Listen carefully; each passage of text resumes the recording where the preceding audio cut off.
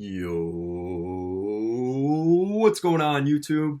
And welcome back to Goal Line Hockey. It's your boy, Kevin Forte, and we are taking a look today, continuing the Summer Report series today. We're taking our last stop from Boston, heading west to Buffalo. They're taking a look today at the rebuilding Buffalo Sabres. Now, Kevin Adams has taken some criticism from myself, from the media in Buffalo, and around the National Hockey League. But the Buffalo Sabres put together a pretty solid year last season. They, had to trade Jack Eichel. I know that you guys want to forget that guy, but they have really kind of emerged from that. The youth movement is officially a go in Buffalo, and we saw some of that promise last year. I think we're going to see even more of that this season.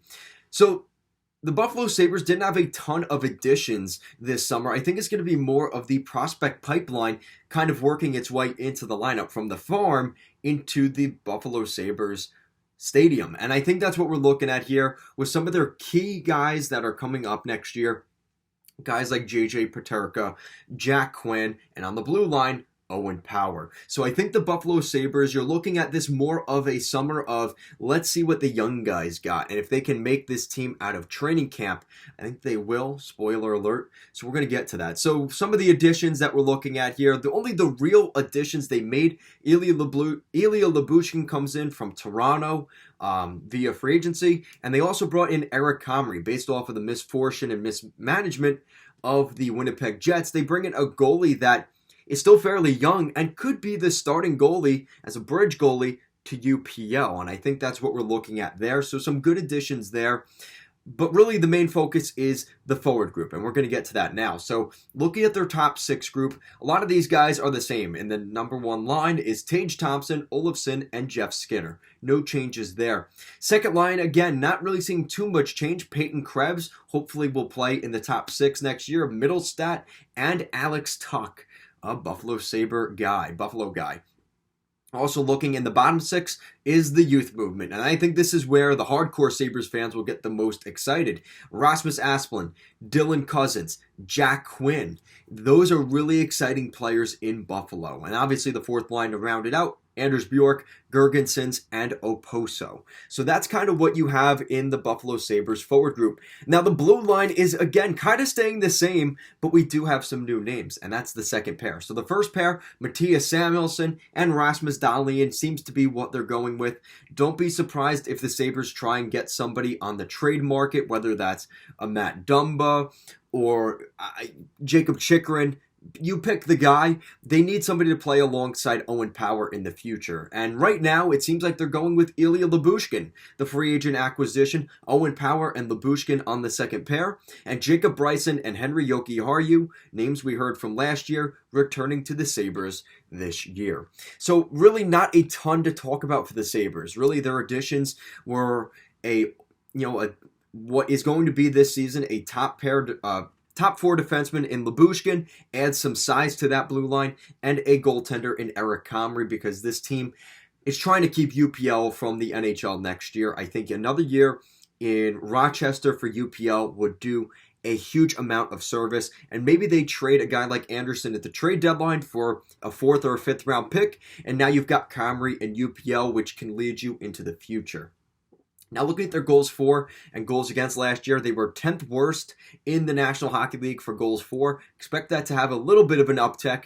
Hopefully if guys like Quinn, Krebs, Peterka come into that top six, we're going to see some more scoring depth out of Buffalo. Not to mention their goals against was also 7th worst in the NHL. So they were bottom 10 in both categories for goals for and goals against. I expect that to, again, maybe get picked up a little bit with Eric Comrie in there and some little additions to their blue line. I think the Sabres will be a little bit better defensively. That's really the key thing here. It's the youth movement in Buffalo, just getting a shot in the arm of some young bloods. And that's kind of what we're looking at in Buffalo. Nothing too crazy. No crazy additions to the Sabres. And that's just fine. This isn't their year to go out and do what the Red Wings did or the Senators did. You don't have to keep up in the arms race this year. The Sabres are going to keep it the same, keep it status quo this year. And I think next year will be where the Buffalo Sabres try to make some bigger additions. They want to see what they have, right? See what you have in Tuck and Quinn and Cousins and Krebs. and Power, of course, and Bryson and Samuelson. See what you've got in those guys. Are those guys? And then once you figure out that core from those guys I mentioned, then you bring in the pieces around that, like the Cop in Detroit or the DeBrincat in Ottawa. You kind of round out your core from the guys you already have within. I think that's what the Sabres are doing here. And next summer will be the summer of they evaluated what happened this year, and then they bring in the artillery and the backup next summer. So overall, I don't have the Sabres making the playoffs this year. That Atlantic Division got a lot tougher this year, especially with some of the moves we saw from teams like Ottawa and Detroit. I just think they did a lot better than what the Sabres did. But I don't have them finishing last in that division. I do think Montreal will still be worse than the Buffalo Sabres, which shows improvement, right? I think the Sabres are moving in the right direction, but I still think they're another year, or probably, honestly, they're still 2 years away from making the playoffs. And I hate to say that, because that means there's 2 more years of missing the postseason, and that stat line of what is it, 13 years now of missing the playoffs could potentially go to 15 years of missing the playoffs, but this is the process. You have to rely on the process a little bit, and they are going in the right direction. I think they're doing the right things here, but you need your guys to develop. You need the window to be right, because right now you've got Florida, Toronto, and Tampa that are dominating that division.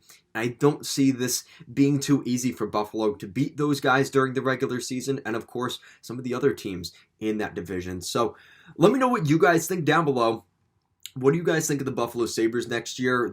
It's kind of a, you kind of have to dance around this year in the sense that things could go really well, and maybe they lock up that 4th spot in the division, or they kind of end up more realistically in that 7th, 8th spot in the Atlantic. Let me know what you guys think. I do think they could be in the Connor Bedard sweepstakes, but I think they're going to be one of the better teams in that bottom half.